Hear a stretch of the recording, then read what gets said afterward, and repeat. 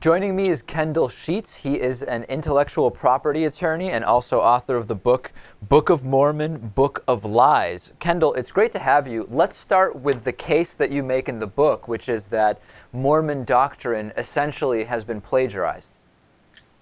Yeah, David, what we found was we started an investigation 25 years ago when a couple of Mormon missionaries showed up at our door, and through an investigation of what this Book of Mormon that they were talking about, we didn't know much about, we found that the terms, the words, and the stories had been copied from other sources. And the sources were old travel and history books. The primary source was one called Travels of Marco Polo, which most people are familiar with this. However, that was not the only one. They've also copied stories out of books about Arabia, books of crossing the ocean by Columbus, books from Mexico, and then these books about history of America. So how we found this out was there's words and names in Marco Polo, such as Soraya. And this comes out of, this is the name of Caesarea in Turkey. Well, this was what Joseph Smith, and we believe his father, used, for example, name of a mother in a character in the book. So Joseph Smith, what they did in 1830, they were well known for becoming these things called gold diggers. And they said that they had found some gold plates underground. And these gold plates had these magical characters on them. Right. And they translated these in the Book of Mormon. Well, these characters, we found out, came actually from an old drawing in one of these books. And they were pagan runic symbols. Now, this has not been exposed, this has not been known since 1830. So we were the first ones basically in history to find out where this book came from.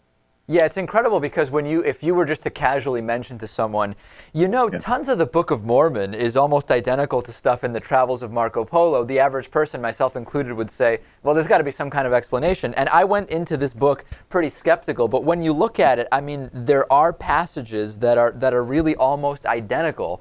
And it's very odd because why would the Book of Mormon, presumably the word of the Mormon God, which came from the gold plates as read by Joseph Smith, why would it match up identically with what's essentially in a travel log? It just doesn't make any sense, but it is there in black and white. It's there in black and white.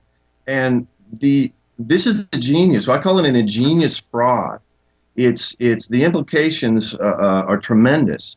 But when you look at the black and white, when you look at the passages, this Book of Mormon is not actually, it's got a lot of religious content in it. And a lot of that comes out of the Bible. And I've actually gone through and shown where they've copied many passages out of the King James Bible. But what the unique part of it is, and what the Mormon Church claims is the unique thing that Joseph Smith wrote, are all these detailed stories of this Jewish family led by this man named Lehi. And he claimed that they came across from Jerusalem. Well, what happened was they copied the travels coming from Jerusalem, going down the coast of the Red Sea, out of this book, Modern Traveler, about Arabia from 1826. This is an 1818 Marco Polo book. This is the original copy, published in England. What they took was books. This is published in 1818. What they did was they took a collection of books from overseas, most of them published in England, some of them published in Philadelphia, and they went line by line methodically through these and copied the passages in black and white, like you said. So before we get into the modern political thing, there's another thing I want to touch on there, which is when we talk about Joseph Smith, go a little bit into his background, because he had a background of being essentially a con man, did he not? That is absolutely correct. He had a reputation. He and his father actually started this con, and it was a common thing back in the early 1800s. You can research in old newspapers, which I've done in my book. They claimed to be able to see in the spirit world or see underground and find gold treasure. This is where we get the term gold digger from.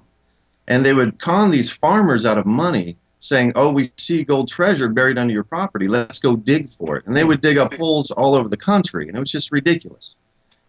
So he had a reputation of being very good at this, a very good storyteller. He used that story to claim to see a vision this angel Moroni in his bedroom that led him to these treasure of underground gold plates. So he had already developed a reputation around the area of being able to actually see treasure. And this is where he parlayed that into then claiming to find a religious scripture. It's funny because I don't know if this is an offensive comparison to make or not. I don't really know. But what strikes me as interesting is that he was kind of laying the groundwork to what later would kind of be the founding of this religion, in the same way that L. Ron Hubbard with Scientology said, you can make a lot of money if you start a religion, and then that's essentially exactly what he did. It was almost kind of saying, this is what I'm going to do. That is exactly what happened. We have traced that. They had seen back then that they thought these preachers that were coming through the country were basically con men, and they would get people to give offerings, and they didn't have to work, and the Smiths were desperately poor. They came up with this idea that, hey, we can make money coming up with a religion just like all these other people have, just like Ron Hubbard did, and cash in on it. Of course, they didn't refer to L. Ron Hubbard since that came later on, but as an example, yeah, I understand. As an example, that I think that fits. We have traced through the Prophet Smith's mother actually wrote her own book, and I have also deciphered that in the same way I deciphered Marco Polo, and she sort of gave an expose of what the family did towards the end of her life, and this is kind of the surprise ending to my book. And she has basically admitted that, yes, it was for profit. This was to get them out of poverty. And after they created their church in 1830, they started getting a lot of membership within a few years. Joseph Smith actually had a revelation that says he shouldn't have to work. He should be a full-time minister. Right. And everyone should give offerings. And another revelation came that they need to build a house for his father. So you can see where this is going. You certainly can. It's pretty well written out. Hey, Kendal, we have very limited time left, and I wanted to touch on the political thing, but give me a sense of, are you surprised that Mitt Romney's Mormon religion was not more of a factor during the 2012 presidential election? I personally was very surprised. But I think there were some media that tried, I know NBC, HuffPost, there was others that tried to write some articles about it. I think it was the unknown factor. It was two things. It was the Republicans pushing this candidate, and so people kind of blindly went with whatever the party vote's going to be. Right. Evangelical voters who previously thought Mormonism was a cult just kind of blindly accepted Romney. They blindly accepted Romney, and after they got some of the evangelical, high-profile evangelical preachers to then turn around and endorse Romney, I think that was it. So. But I think it was the education factor. People don't really understand. Of course, no one knew about this. Unfortunately, I didn't finish my book early enough. Right. But so I tried very hard.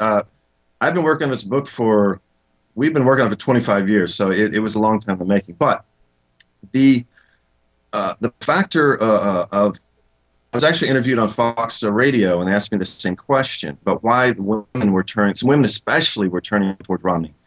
I think that I said, I think they just don't know. And they asked me, why are Romney's views the way they are? I said, well, you need to dig into his beliefs, his background. His background is sexism in the church. Right.